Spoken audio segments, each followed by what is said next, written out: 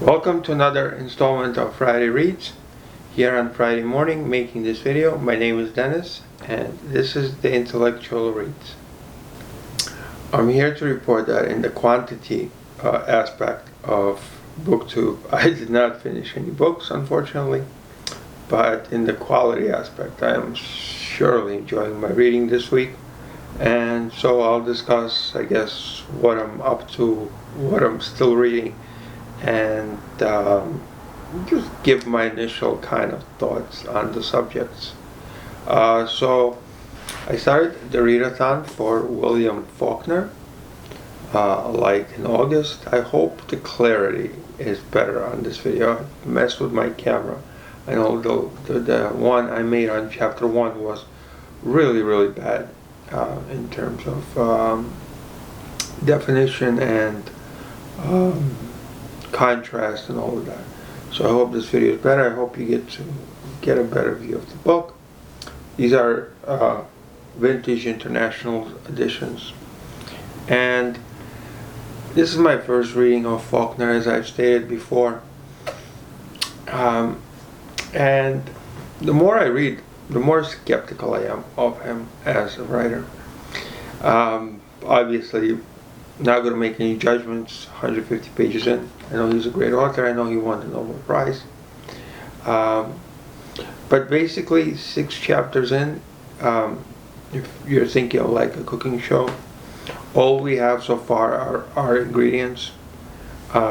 Sure, things happen and stuff, but each chapter introduces us to a new character. The first chapter was Lemon Grove. Then we meet Byron Bunch, Hightower, we meet Joe Brown, we finally meet Christmas, and so each chapter we're meeting a character. I want to leave this for my video on Faulkner to talk more about it, but I will preface it with saying that I find the characters somewhat one-dimensional, and also I'm seeing right through Faulkner as he tries to make us like one character and dislike another. I will say more about this in a future video. Look for it maybe tomorrow. So we'll leave it at that. Skeptical Faulkner. Then I'm also reading Berlin Alexander plots. I am devouring this book. This book is a definite 5-star for me, even though I'm only less than halfway through it. I trust this author so much in the fact that his creativity is just taking me on joyful rides. Actually, what Faulkner needs is a character like Franz to stir his shit up and get his shit going, because with a character like Franz, everything seems exciting. Something to think about, how would Franz stir shit up in Light in August.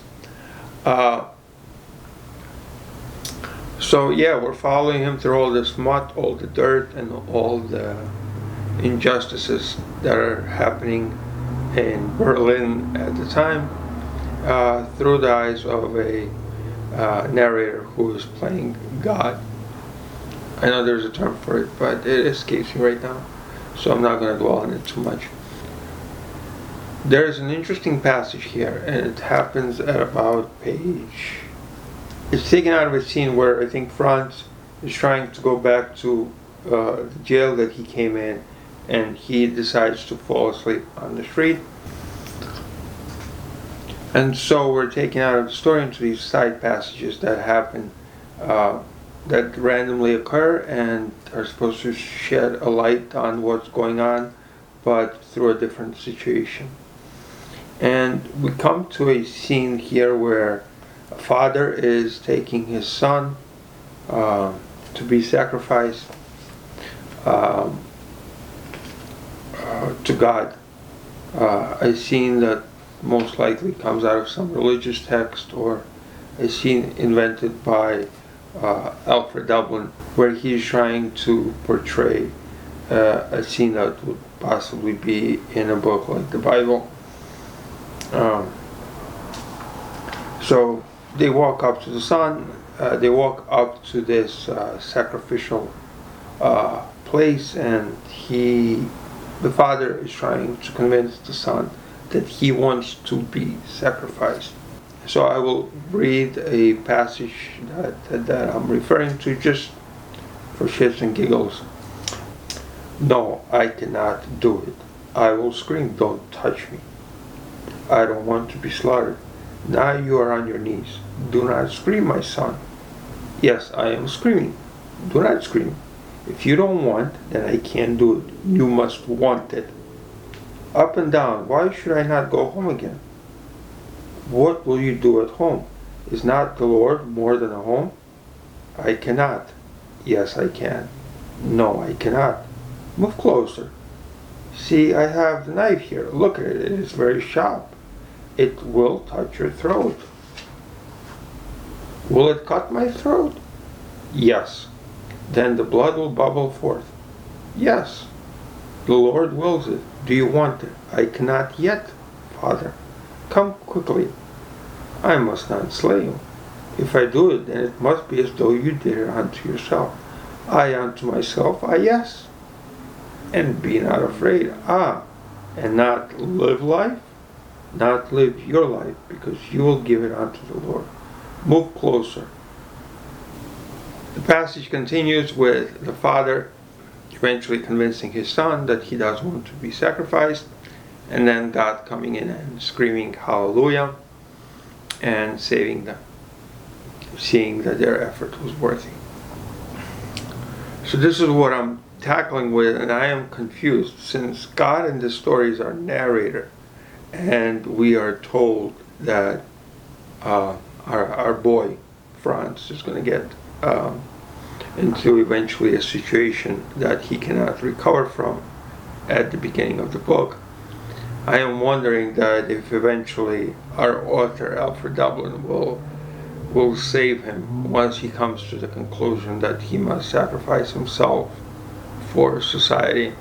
And so I'm very interested to see how this passage will play in the bigger scheme of things as I'm making my way through this text. What a wild ride it is. And then there's the collected schizophrenias that I'm making my way through. I have been so involved in Faulkner these last couple of days, and also trying to keep up with our boy Franz, that I've not made much headway through this text. But even 36 pages in, I am loving it. I think it's such a in-depth view of the schizophrenia disease. It is written from an author. Her name is Esme Wayon Wang. She wrote The Border of Paradise, received the Whiting Award in 2018, and was named one of Grant's Best of Young American Novelists of 2017. So this is a woman that is exceptionally bright. She had a 3.99 GPA. I believe she went to Stanford, where she also did research on mental issues. And so we start off the book by her giving us an in-depth view of how schizophrenia is characterized, what grounds and rules need to be met by the patient in order for the doctor to characterize him as a schizophrenic. The reason that schizophrenia is often gone undetected and the doctors are very hesitant to give this diagnosis to a patient is because it can have drastic effects on the person. It will make him be viewed by society differently. The law will view him differently, and all these aspects can have drastic effects on a person's life. So often there's this fine line between claiming that your patient is a schizophrenic and not, and it can have both negative and positive effects, and it's such a fine line that as a reader you kind of understand the problem with this disease. Another interesting discussion that noticed in this book is the fact that schizophrenia and Alzheimer's are the only two mental diseases that kind of eat away at your brain. There's a very touching passage here where the author looks upon her brain scan and watches her brain wither away. And she states that, I'm a Stanford graduate, I have a 3.99 GPA, I love to write, and all these different passions that I have. And literally on the screen I'm watching my brain wither away. I found that extremely touching. I'm definitely excited to make my way further into this text, and it is a work that I'm so glad I picked up. Last but not least, I ordered more books, so I thought I'd do a little book haul here. Just nothing major, just a little package. And while I open this package, let me let you know that NYRB, I know I praise them a lot, I feel like they should sponsor me, but no luck there. On their website, they are having a sale. So it's the summer sale.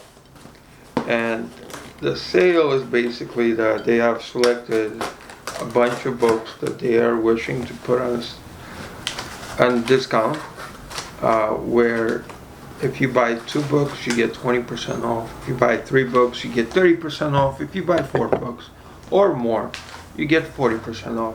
So I ordered quite a few books, I think 5, I didn't go crazy. I don't want to order 50 books or anything like that. You could always order more later. I placed this order about 2 weeks ago, so my mind isn't fresh into what's in here. Many of the authors that I ordered, I think all of them I have not read anything by. So this will be like as exciting, or 80% as exciting for me as it might be for somebody who likes book hauls, just because it's kind of a refresher for me as well. So let's get to it. Book number 1 is The Cost of Living, Early and Uncollected Stories by Mavis Gallant, with an introduction by Juwampa Lahiri. I read her short stories, The Melodies, by Juwampa Lahiri, so I'm very glad that she's the one introducing this book, which means that it will have somewhat of a value. So let's see what we can find it here. John Updike. Mavis Gallant's talent, exercised for many years in Parisian exile, is as versatile and witty as it is somber and empathetic. So, yeah. So I guess these are short stories. Then we have A Legacy by Sybil Bedford, introduction by Brenda Wineapple, and one of the very best novels I have ever read. Well, thank you, Nancy Mitford. So this is A Legacy, is the tale of 2 very different families, the Merzers and the Feldens. The Jewish Merzers are long-standing members of Berlin Haute bourgeoisie. So another novel about Berlin. Great. Who count a friend of Goethe among their distinguished ancestors. So Goethe plays into this. I have not read anything by Goethe, by the way. Not that this proud legacy means much of anything to them anymore. Secure in their huge townhouse, they devote themselves to little more than enjoying their comforts and ensuring their wealth. The Feldens, this is the second family, are landed aristocracy. The Feldens are landed aristocracy, well off but not rich, from Germany's Catholic South. So, 2 families, one rich, one is Jewish, one is Catholic, and we'll see how they get along. Have no idea what this book is about, but it seems interesting. New York Stories of Edith Wharton, selected and with introduction by Roxana Robinson. So I have not read anything by Edith Wharton either. If you have, you should comment and tell me what to expect. In the heart of the country. That seems like a run-on sentence. By William H. Gass. Introduction by Joanna Scott. And this was published in 1968. It established William Gass as one of America's finest and boldest writers of fiction. And nearly 50 years later, the book still stands as a landmark of contemporary fiction. So, an interesting title. And I have seen William H. Gass around quite a bit. I believe he was, I could be totally off here, but I believe he was friends with William Gaddis, and I love Gaddis, so I'm excited to read some things by Mr. Gass. And the final book is Fat City by Leonard Gardner. Introduction by Dennis Johnson. And this is a vivid novel of defiance and struggle, of the potent promise of the good life and the desperation and drink and waylay those whom it eludes. It's taking place in Stockton, California. The Little Gym, the Hotel Coma, main streets, lunchrooms, and dark bars offer a temporary respite to the men and women whose back-breaking work in the fields barely allows them to make a living. So I think this is a work that's going to be dealing with hard times and drink, hotels, parties, and the good and the bad. So it's short and going to give this a whirl. And finally, I don't know why I need another tote, but I got myself an NYRB Classics tote. It says 20 years. So yeah. So yeah, basically if you want to find authors you don't know shit about, but are pretty good, give NYRB a shot. Check their website out. Again, I'm not their salesman or anything, but I do enjoy their books immensely. Never know what you might stumble upon. So I'm going to wrap that up here. I think this is going to be long enough for a Friday reads, and I hope everybody has an amazing weekend, but not only weekend, just a full week of great reading, great books. Let me know what you're reading. Let me know if something is really sticking out to you, something that I must read. As you get to know my taste better, I love recommendations. I think the experience of reading something with someone you can talk about it makes the book that much better. So I'm going to say goodbye and take care of yourselves.